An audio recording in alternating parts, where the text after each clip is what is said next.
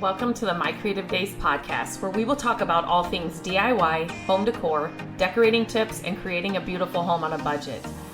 I am hoping our time together will spark a creative idea, help you plan your next DIY, or inspire you to finally tackle that project you keep putting off. Grab your favorite cup of motivation and let's chat.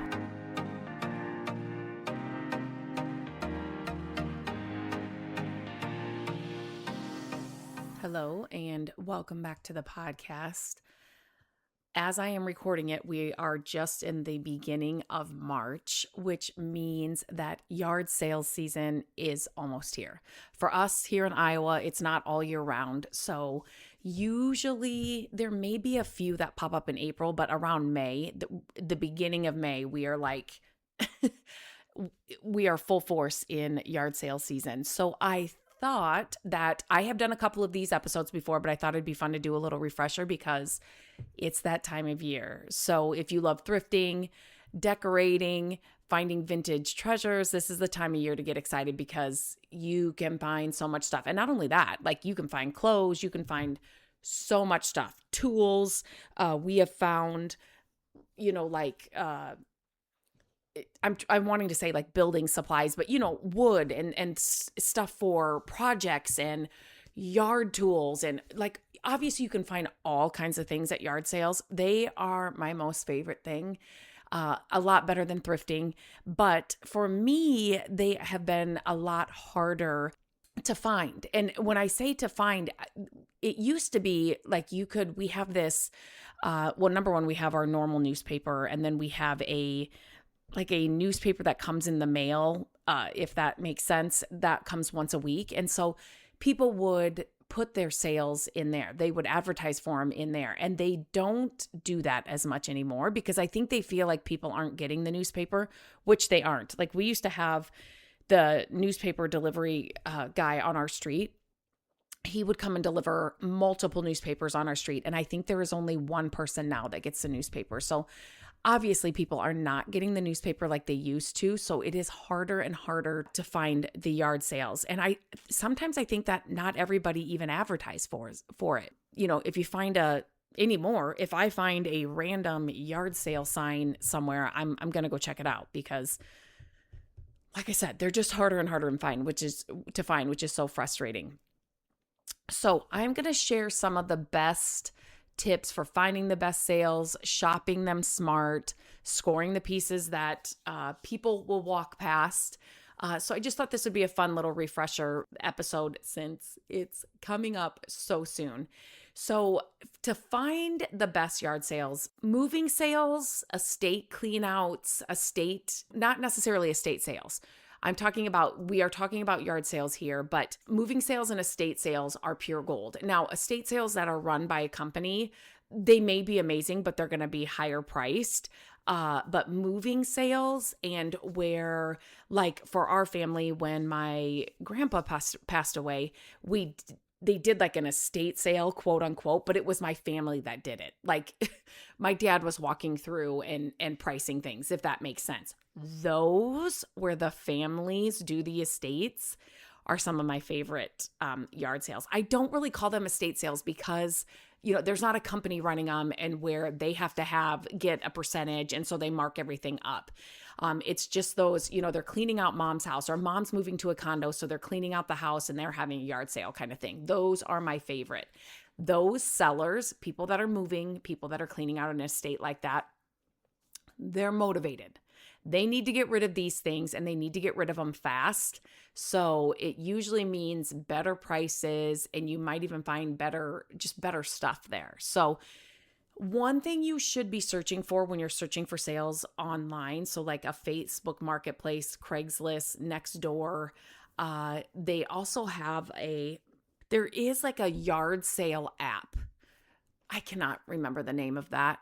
But anyway, that's also another tool that you can use. And now I am talking from my experience, and so everywhere is going to look different. I am going to tell you that if we are ever on vacation or out of town somewhere, and it's like the weekend and yard sales are happening, we stop at them. So, I know that every state, city, wherever you are, it's going to depend on how this looks. But You definitely look for moving sale, estate sales, downsizing, everything must go, a barn clean out, a farm sale. Those are so much fun. We've gone to many of those where you're literally climbing over piles of stuff to just look and see what you can find inside.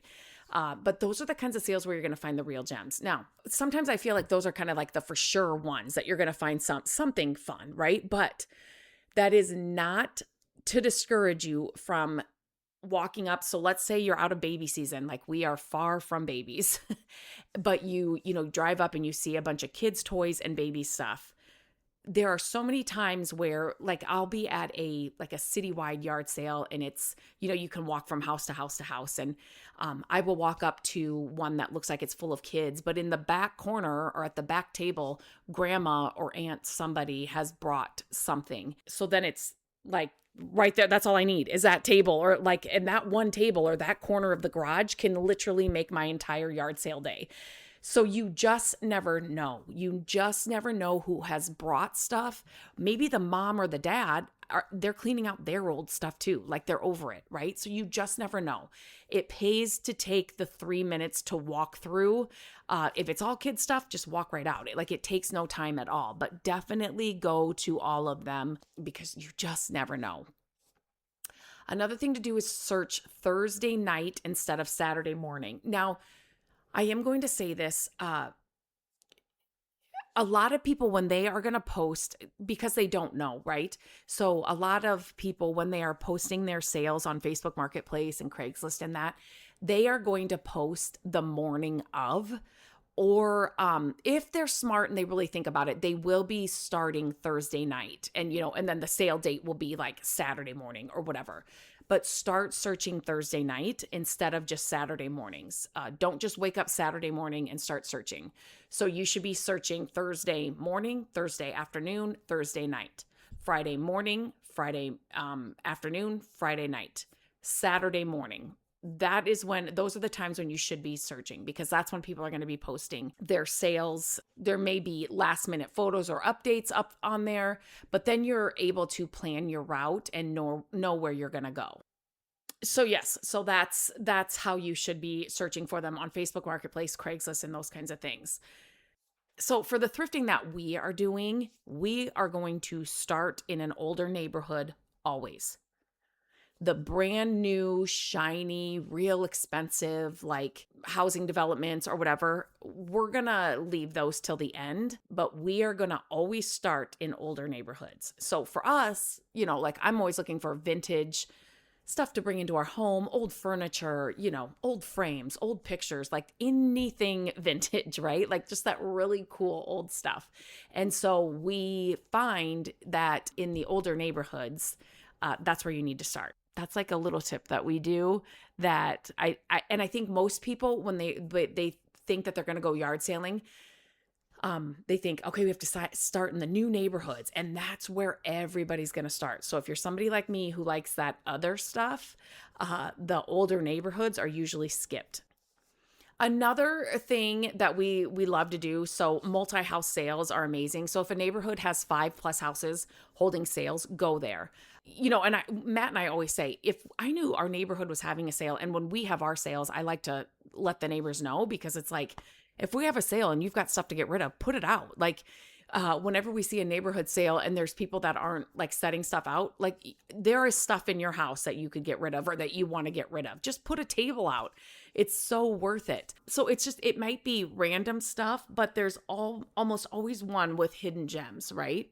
So, and you save a ton of gas when you have, multi-house sales.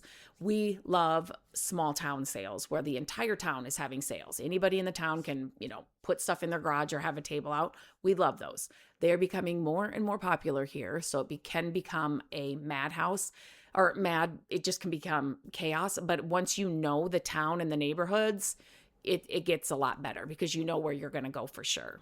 Okay, so here is another little tip that has benefited me when I'm sailing or when I'm out yard sailing. Don't stop at the first sale. What I'm saying to that, so like let's just say, especially if you have where you're going to go, it's not necessarily a neighborhood, but like we have an area where there are condos, one area, not just, I mean, we have multiple of these, but one, it's kind of like a condo sale. And so it's kind of just a neighborhood, not like a full town. And so I always, everybody, so you can only get into this area from one way. So everybody that's shopping is coming in that same way. Does this make sense? And so everybody's stopping at the first sale. Don't do that. Before we jump back into the episode, I want to share something exciting. We've been quietly revamping the Furniture Flipping Academy, not because it wasn't good, but because it's time for it to be even better. The Academy has always been designed to feel like a toolbox, not just a course you watch once and forget, but a resource you can come back to again and again as you grow.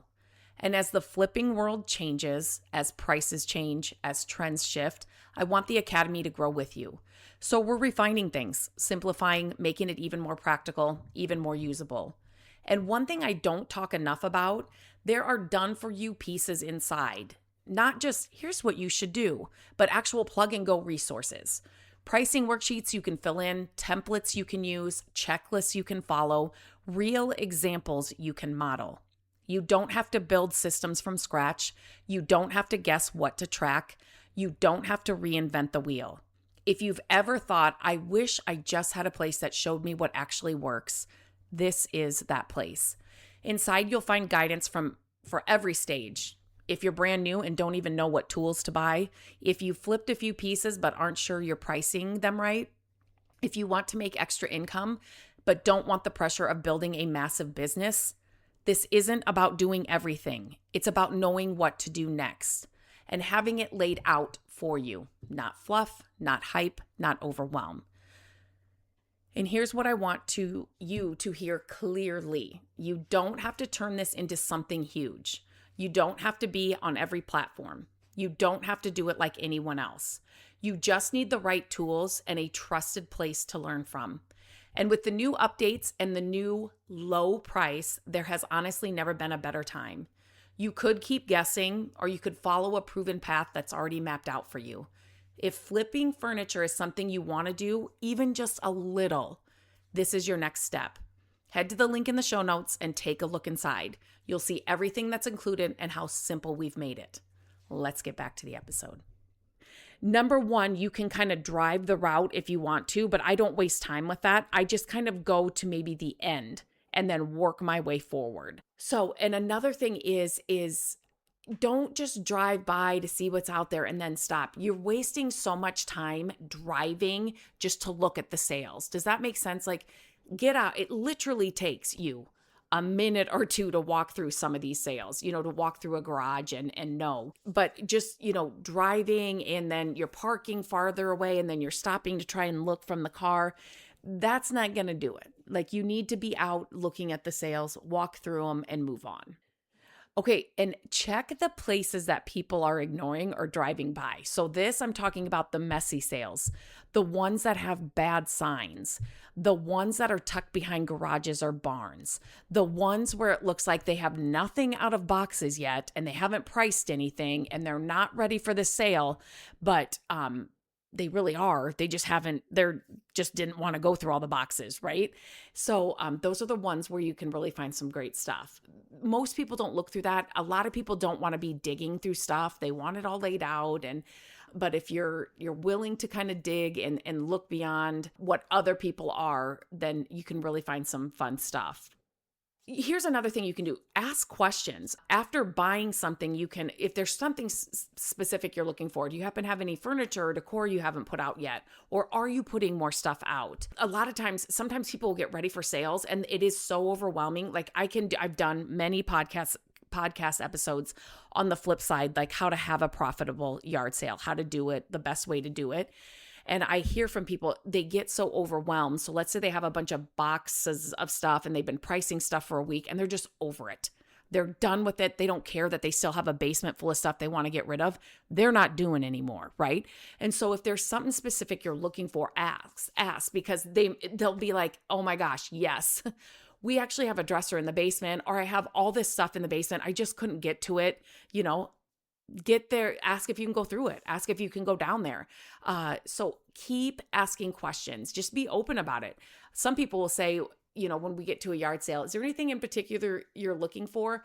Usually for me, it's no. But I have heard a lot of people say, yeah, actually, I'm looking for some people, yeah, it's just random things. I'm not going to go through the list of things that I've heard, but people are always looking for certain things. So definitely, if there's something specific you're looking for, mention it and see maybe if they haven't brought it out yet. Okay, another thing is when you are at the sales, make sure that you are looking at everything. So now sometimes even when I'm in a thrift store, I find myself just scanning what's noticeable, if that makes sense. So what I like to do in a thrift store is I will go through in my normal route in a store. And then when I think I'm done, I'm going to go through that thrift store the backwards way or the opposite way that I came. And I always find something different. It's the same at yard sales. This happens all the time. Don't just scan the tables. Look at corners, under tables, along fences, behind things. That's where just things can be hidden, not even hidden, but like they're there for sale, but a lot of people don't notice them. You need to keep your eyes open. One example that comes to mind is we were actually at a small town sales, and this lady had all of the stuff out of her garage, kind of on tables and stuff. And I happened to peek in the garage, and there was this beautiful like library table. I mean, it wasn't beautiful sitting in there. It was full of dust and all of that. Sitting in the shed, there was just like boxes and stuff on it. She wasn't using it. And so I asked her, I said, is that for sale? And she said, oh my gosh, I haven't cleaned it. I didn't pull anything off of it. She got tired. She was done.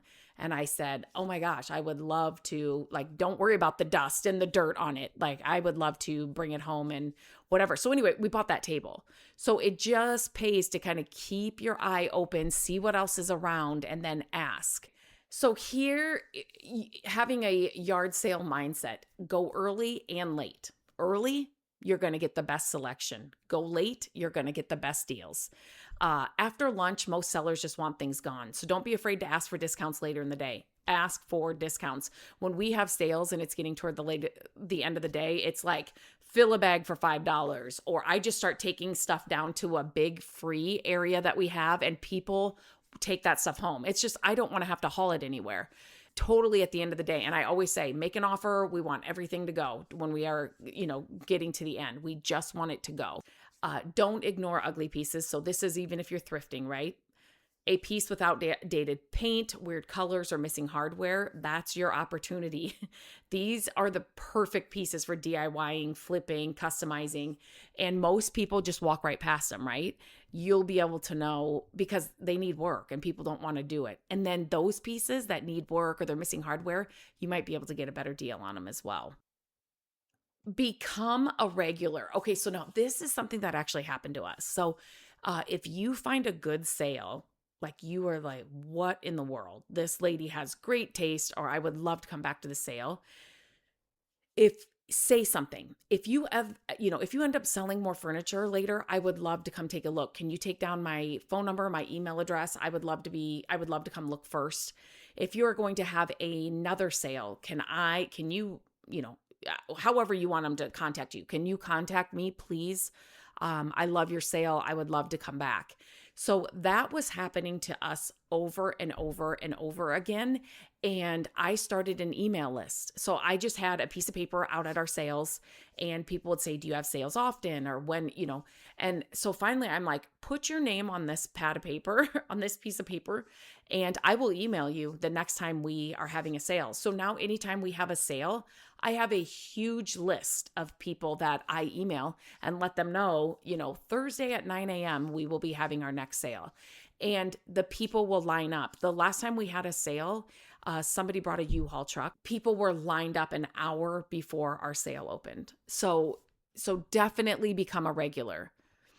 And if you're somebody too that doesn't have sales all the time, or you just want to kind of get rid of stuff, to maybe have that person that they can contact and say, hey, I'm redecorating again, and I have this, and this to get rid of. If you are somebody that they can contact and you keep, buying the stuff and picking it up, they don't need to have a sale. Like that would be amazing for them to have that contact. So just always communicate.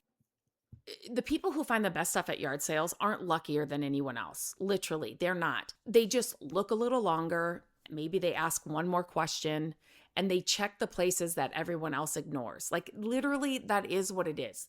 And the more you do it, just like anything, the better you're going to get. So the more you go to yard sales, the more you just start learning the ropes, the better it'll get. So I just thought a couple of these would be fun since we are heading into yard sale season. It's literally my favorite season. It's so much fun. I am hoping this year that I can find a lot more and just be out more looking for fun items. Remember that I do post all of my thrifted yard sale hauls on my YouTube channel. So you are listening to this podcast on YouTube. We are not hosting our podcast anywhere else right now. So you do need to make sure that you are subscribed to the YouTube channel so you don't miss any of the podcast episodes that are uploaded to our YouTube channel every Monday. And then I am launching new videos every week as well. So if you're subscribed to the channel, you won't miss any of those. You can also click the bell when you're on the channel, and then you'll be notified when anything new comes up. All of that's free. I love to connect with you on the YouTube channel. Please leave comments there. I love to answer them, questions. It's just a super fun community over there as well. So I cannot wait for you to get out and find a ton of things yard sailing. If you get a good haul, post a photo on Instagram and tag me at My Creative Days. I love seeing what other people are picking up and what other people are finding. Literally, it is so fun for me. So definitely do that. I would love to see what you're finding. So until next time, I hope you have a great day, and I will talk to you very soon. Hello, friends. Thank you so much for listening to the podcast. I'm grateful that you tune in every week and that you share the show with your family and friends. I love having creative chit chats with you, and my hope is that this podcast will inspire you to try a new project, start a DIY that you've been putting off, and decorate your home exactly how you want it. There are a few ways you can help us with the podcast. Follow the podcast so you don't miss an episode. And if you could take a few minutes to leave the podcast a review, that would help us so much. Again, thank you for being here, and I look forward to our chat next week. Bye-bye.